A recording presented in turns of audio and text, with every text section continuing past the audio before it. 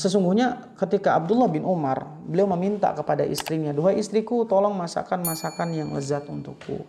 Dimasakkanlah masakan yang lezat. Ketika sudah dimasakkan dengan masakan yang lezat, ternyata teman-teman yang dimuliakan Allah Subhanahu wa taala, ketika hendak beliau ingin menyantapnya, datang tamu musafir dalam kondisi perjalanan jauh, dia keletihan. Kemudian apa yang terjadi? Dia meminta makanan, dan makanan favorit dan yang disenangi itu tiba-tiba diberikan oleh Abdullah bin Umar. Sampai istrinya protes gitu.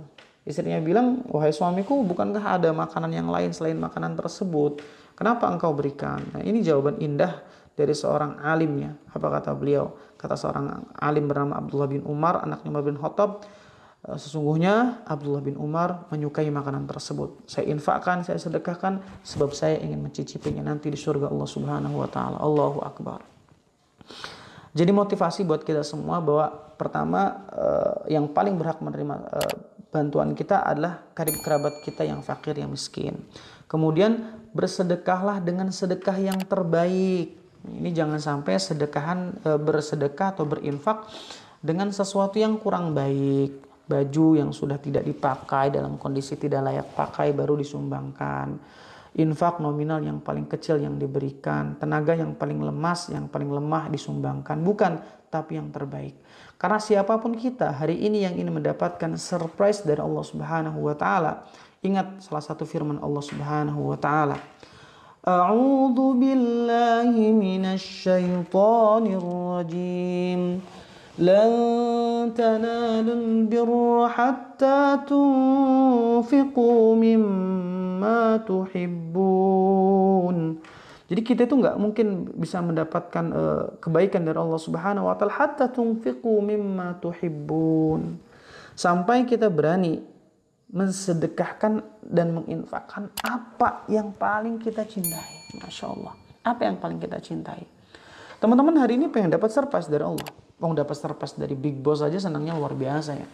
Buat teman-teman yang masih pacaran, yang dapat surprise dari pacarnya aja senangnya luar biasa ya. Padahal itu cuma modus doang ya. Modusnya doang. Bayangkan kita dapat surprise dari Allah Subhanahu wa taala. Masa kita nggak seneng? Wong kita diberikan surprise terbaik dari Sang Khalik yang menciptakan kita. Masa kita nggak bahagia? Harusnya kita bahagia banget dong. Caranya satu, kalau kita pengen dapat surprise Allah Subhanahu wa taala, kuncinya bagaimana kita menginfakkan, berkontribusi terhadap Islam dengan sesuatu yang terbaik yang paling kita cintai. Itu poinnya. Jadi kalau hari ini kita berinfak atau bersedekah yang paling buruk, ini bahaya. Gimana mungkin kita dapat surprise dari Allah Subhanahu wa taala?